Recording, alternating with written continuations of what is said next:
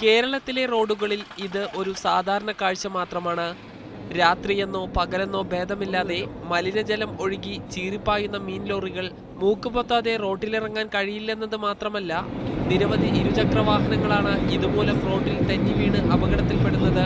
Police വകുപ്പിനോ അല്ല motor വകുപ്പിനോ ആരും ഇതൊന്നും കണ്ണു കാണുന്നില്ല. നമ്മളാണെങ്കിലും വീണ് പരിക്ക് പറ്റിയ കിടക്കുക, ആരും അതിനെ ശ്രദ്ധിക്കുന്നില്ല. റോഡിലൂടെ നടന്നു പോകുന്നവർക്കാണ് ഈ നാറ്റം കൊണ്ട് നടക്കാനും പറ്റുന്നില്ല.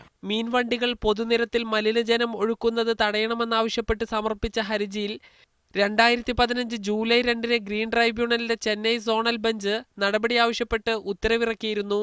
മീൻവണ്ടികളിൽ മലിനജലം നിറയ്ക്കാൻ ടാങ്കുകൾ ഘടിപ്പിക്കുക, ഫ്രീസർ സംവിധാനം നിർബന്ധമാക്കുക, ഓടിക്കൊണ്ടിരിക്കുന്ന മീൻവണ്ടികളിലെ വാൽവുകൾ അടയ്ക്കുക തുടങ്ങി 9 നിർദ്ദേശങ്ങളായിരുന്നു ഉത്തരവിലുണ്ടായിരുന്നത്. 3 മാസത്തിനകം നിർദ്ദേശങ്ങൾ നടപ്പിലാക്കണമെന്നായിരുന്നു സംസ്ഥാന ചീഫ് സെക്രട്ടറിയോടും ട്രാൻസ്പോർട്ട് കമ്മീഷണറോടും ട്രൈബ്യൂണൽ ആവശ്യപ്പെട്ടത്. എന്നാൽ ഉത്തരവിറങ്ങി 2 വർഷം തികയാറായിട്ടും നിർദ്ദേശങ്ങളൊന്നും നടപ്പിലായില്ല. നമ്മുടെ നിരത്തുകളിൽ അപകടവും മലിനജലവും വിതറി മീൻവണ്ടികൾ ഇപ്പോഴും മരണപ്പാച്ചിൽ തുടരുക തന്നെയാണ്. മീഡിയ 1 കണ്ണൂർ.